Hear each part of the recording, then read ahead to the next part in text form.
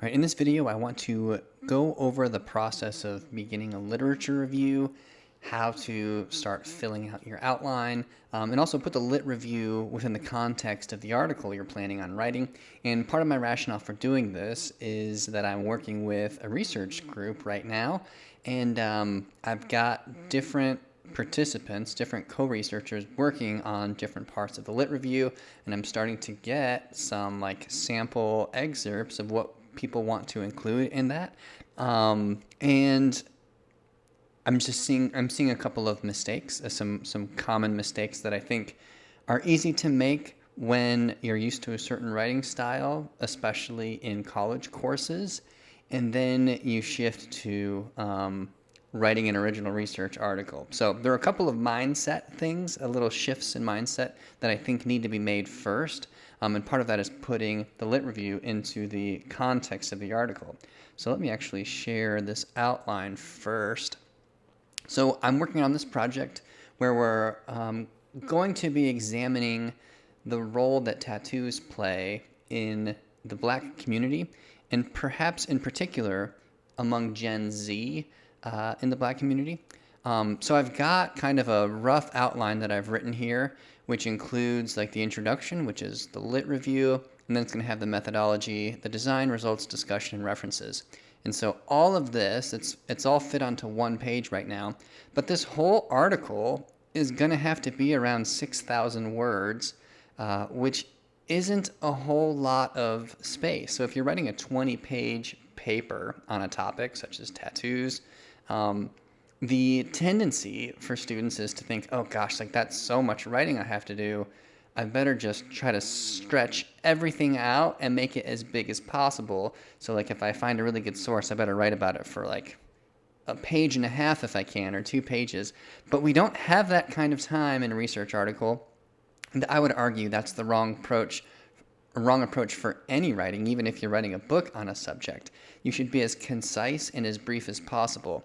So just to give you an idea, if you have 6,000 words, and I think that is about 25 pages, maybe 25.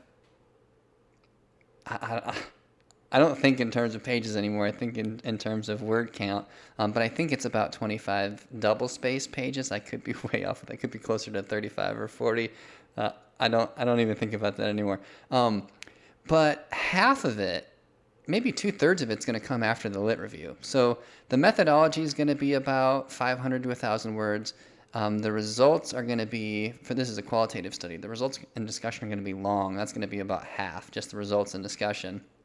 So 3,000 words here, another maybe 800 for references.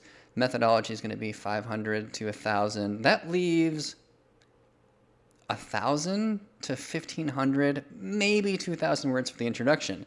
That means every one of these subsections is going to be very short, like 1 page of single space, or maybe 2 pages single spaced, 1 page double spaced. So put that into put the lit review into that context. We cannot write 10 pages or 3,000 words of a lit review. We have to keep it very short. So that's the first thing I wanted to do, kind of put it into that context. So we're dealing with very limited space. All right, let me go to this little outline that I've drawn about what the purpose of your lit review is. So when you are contributing to the lit review, I've got like the main goals here, and those are introducing a topic. So part of the work of a lit review, of an introduction, is to set the reader up to understand what it is you're talking about. They shouldn't be surprised or confused by the time they get to your study design. They should know exactly what you plan on doing and what all of the terms mean and why they're important. So that should all be covered in the lit review. You're also giving background, what has already been done, what's already known, what's sort of been established, or what's the consensus. That should be thorough.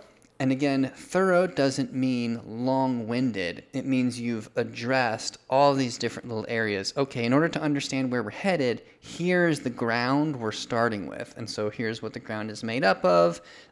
It's not your job to be exhaustive about what each of those parts of the foundation include, that's what the citations accomplish. You point to the other studies, read about it there. We're moving on. We have very little space to work with.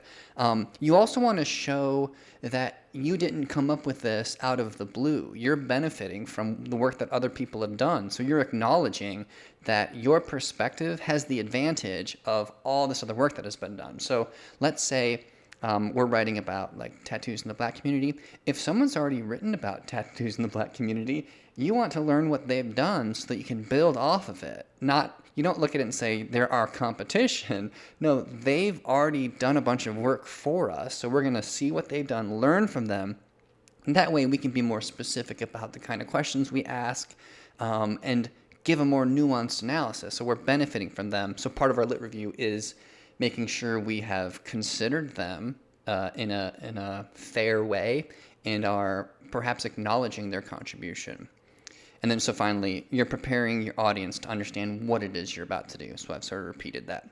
Now, in practice, that means that for the lit review portion, you're going for breadth, not depth. I think that is a mistake that's perpetuated with the word count requirements for maybe advanced college papers, research papers, where students get in the habit of writing as much as they possibly can think of a topic and stretching everything out, rather than being very economical with your words and very concise with what it is you're trying to say. So you're going to go for breadth, and everything that you include, you're going to be super concise and economical about. When I say balanced, I mean on a topic such as tattoos in the Black community. So if I pull up this outline again, off the top of my head, I came up with these different subsections of the lit review.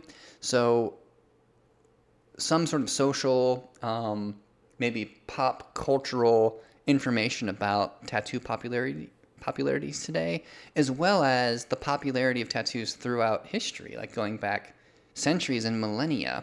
And I'm going to look at that in more detail in this video. But then also the maybe popularity of tattoos among different generations and how those things have changed. I imagine there are pretty good analyses of that, those new trends, and then specifically tattoos in the Black community, and then the work that's already been done with the phenomenology of tattoos, since that's the methodological tact we're going to take here. So all of those, again, about 500 words each, that already breaks down. This won't be a comprehensive summary of tattoos in the Black community. We might include a breadth of citations, but we only have a tiny amount of time to really introduce what's going on there.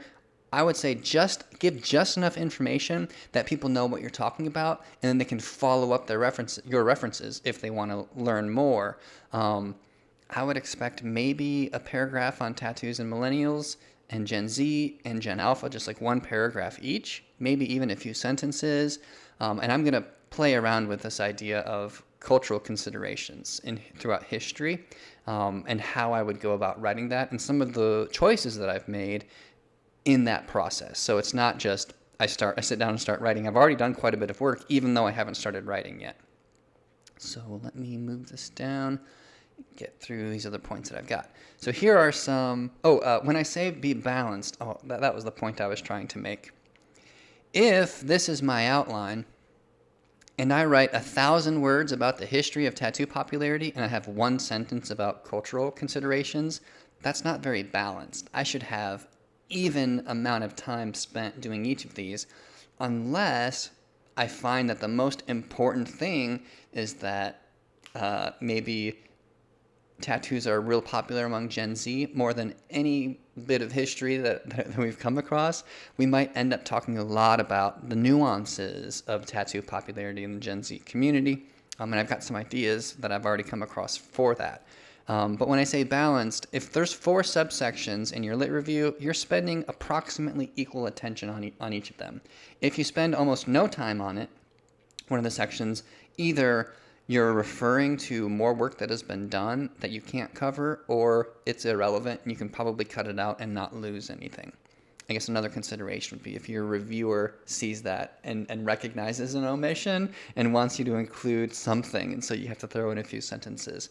But that would be for another video on responding to reviewer critiques. All right. We've already talked about understanding where the literature review fits in to the entire study. You're just introducing, you're giving a adequate foundation for the design and the study you plan on conducting. You're going to be as brief as possible. You will not spend time describing every citation. Some citations might be combined if they sort of contribute the same thing that you're drawing on. I'm not saying they're identical, but they might make the same contribution that is impactful to your study. So we'll talk about that. We may be able to talk about that. Occasionally, you'll come across a citation that deserves more than a passing reference.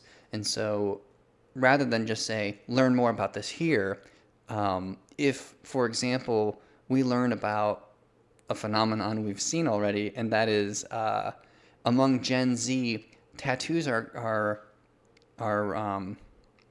chosen for therapeutic value. And so there's some sort of like psychological therapeutic work that's happening through the collection of body art or the showing of body art.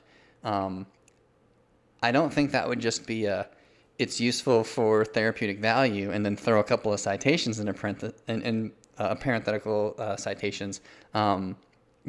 You would want to spend probably a paragraph talking about what that means, different nuances there. Maybe it could require a whole page if that ends up being one of the important findings, and I think it might be, which was a surprise to me. So perhaps there'll be more on that as time comes. I think this is a big one. Don't worry about proving that you've done the reading. I think that's a bit of carryover from your college courses, where faculty or professors want you to summarize what you've read to sort of prove that you'd read it. It also demonstrates semi-higher order cognitive skills of understanding. We're past that now. When you're doing a study, the expectation is that you've done adequate reading. And it will show if you've done inadequate reading because you'll ask a question that is misled.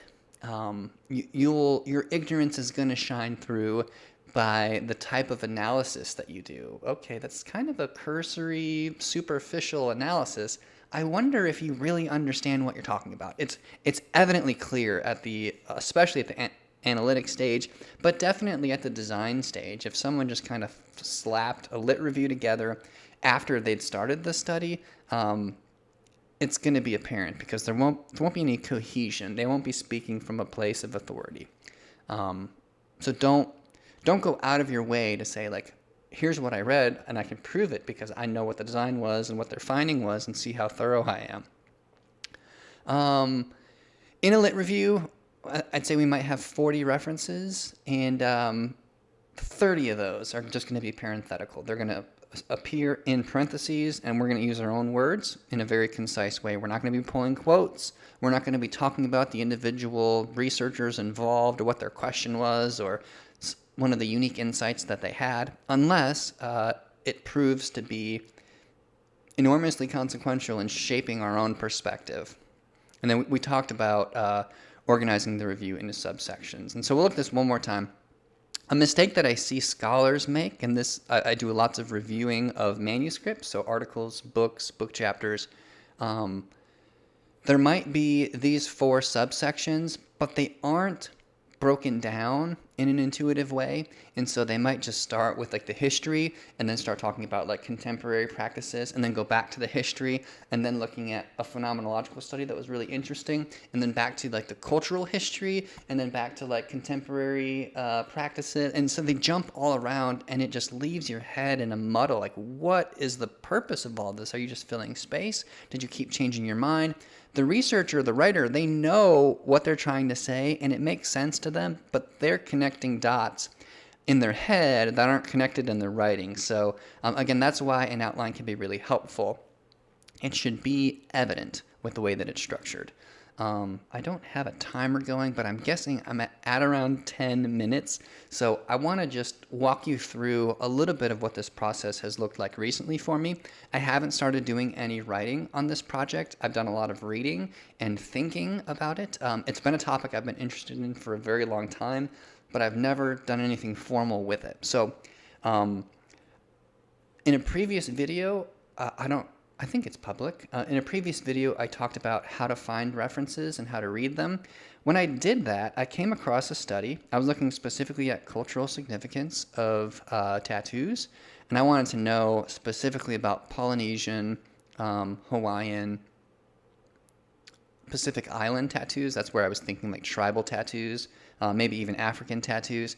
And I had to do quite a bit of digging and parsing of what I found. A lot of it was irrelevant, but I ended up finding this article, and it was a relatively old article published in 1979, but it looked at tattoos in different cultures, and it's very concise. Notice how economical they are. There's one paragraph on Micronesia, one paragraph on New Zealand. There ends up being multiple pages on Japan, and this writer kind of betrayed their bias by spending so much time on Japanese culture, and they even admit that they're a tattoo aficionado, and they've been welcomed into this tattoo community, which is kind of interesting.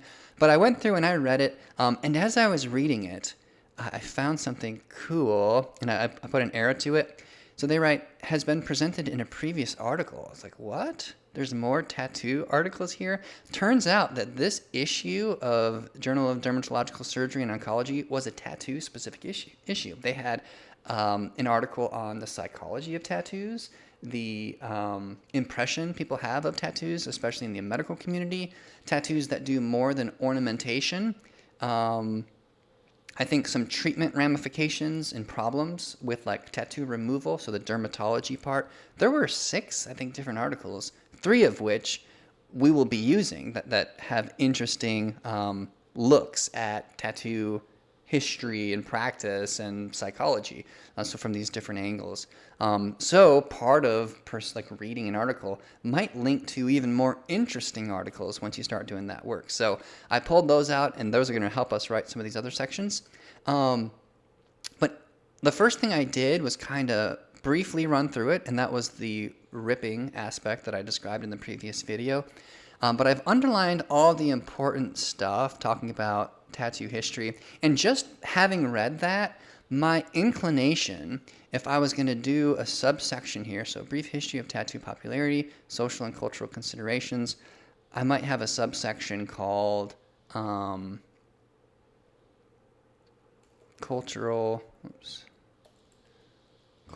traditions with tattoos. Not a great subsection title, but I can always go back and revise it. And I would want to say, based on what I've read, throughout history, the cultural usage of tattoos has been primarily ornamental. That came up in like 8 out of the 10 cultures described. Now, there were gender differences, and I mean to get into that, but the biggest takeaway was that tattoos throughout history have been used for ornamental purposes. The ornamentation denotes social caste, and I can give examples of that, royalty, beauty, I think that's about a pretty good summary, and beauty. So tattoos are playing an ornamental role, but also like a social representation. And I can give several examples of that, and perhaps will. So let me just kind of show what that would look like. The very first, I think, Micronesia, men want tattoos for ornamentation, women want them for ornamentation. So in Micronesia, for example, tattoos are used by men and women for ornamental purposes. Now, there is a gender difference, and I want to make sure I capture that. The men want them to denote their position in the clan, and women want them for erotic purposes. For men, tattoos denote social position in the clan, such as leader. And for women, tattoos are used to denote marriage status and for erotic pleasure. So it was believed that tattoos in certain hidden places of the body could increase pleasure during sex. Now, notice that that's my language. I read that, and here's my takeaway. Now I'm going to reference the authors. I think there was just one author there, Sewell and Goldstein. That's all I'm going to put there. I would probably put the Goldstein and Sewell citation a little bit earlier, like after that first sentence. And then as I'm talking about it, I'm still drawing on that reference. I don't need to keep putting it as long as I'm still in the same paragraph and I haven't introduced any other citations. Now, I'm not going to limit myself to the Goldstein and Sewell example, but they provided a really good analysis, and I've already got a few sentences. I would probably double the number of sentences for that first paragraph, but again, the purpose of that paragraph is to talk about what I've found is the most significant cultural purpose of tattoos, and that's ornamentation. So I gave one specific example in Micronesia, but then I could add the same goes for tattoos in New Zealand.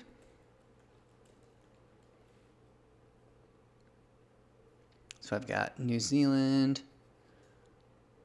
That was the marital status, so I need to correct that. Bravery, and then there we go. Tattoos are means of ornamentation. So we can put New Zealand. Japan, for sure, ornamentation. So I think they have one sentence on African tattoos, which shows, again, perhaps their bias. So it just shows you a decoration. So I can add, same goes for tattoos in New Zealand, Japan, and across Africa.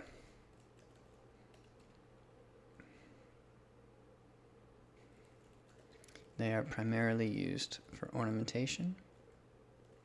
And then what was the other word? And decoration. Oops. Now, as I was reading through that, it wasn't only ornamentation. There were some nuances there. So like social standing, the New Zealand showing like signs of bravery for women, marital status. And so I need to make that one correction. Did I misspell? Oh, I did misspell Zealand. But in subsequent paragraphs, I'm going to talk probably about nuances therein. So the big takeaway, so cultural traditions throughout history, tattoos are ornamental.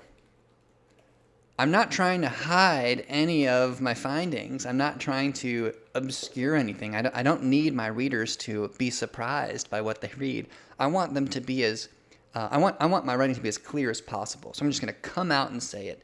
I like really specific headings so that when someone reads the heading, they know what they're going to find. In fact, they might even skip the section all right, so it's going to be talking about ornamentation. Or if they're curious about the differences in manifestation of how tattoos are used ornamentally, then they can read about it. But I'm going to try to be as transparent as possible. So in a subsequent paragraph, I might talk about nuances in ornamentation and then ways in which tattoos are used culturally that are not ornamental. And so I need to think a little bit more about that based on what I've read. I'll look at a couple of more examples, and then in me, I'm going to have a better understanding, and I'll be able to communicate that more clearly. And then I'll go through and correct it for readability. I want to make sure that I'm starting with an idea and I'm kind of working through it. So I've only got one citation so far. I would probably look for at least 2 or 3 more that confirm it, so it's not just the unique analysis provided in Goldstein and Sewell. I can use some of their references, but since they're older, I would probably look up now with the keyword tattoo and ornamentation and see what other, or tattoo and then culture and ornamentation and see who else has found something similar and whether or not their analyses follow the analysis that I found already. So once I get through and I feel like I've fairly captured cultural traditions with respect to tattoos and some of the nuances there, I'll move on to another section. And so in my mind, that's going to be more contemporary popularity. What was interesting to me is that in that long section on Japanese tattoo history or cultural history, tattoos were literally, this is quoted, all the rage in Japan in like the 15th or in the 13th century. So there was like a pop culture explosion of tattoo art, body art, almost 1,000 years ago, and the emperor had to make tattoos illegal. So like there were, and the tattoo art was such a beautiful. Well, let me show you. All of these like beautiful body tattoos, full body sleeves. Look at this. This is really old, like pre-Renaissance art with tattoos.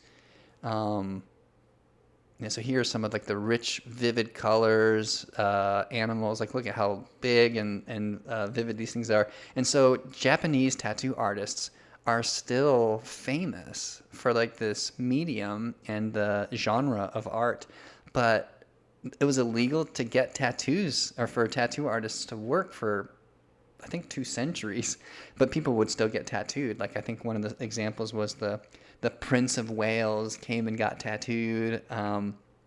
But if anyone found out about it, they could get executed.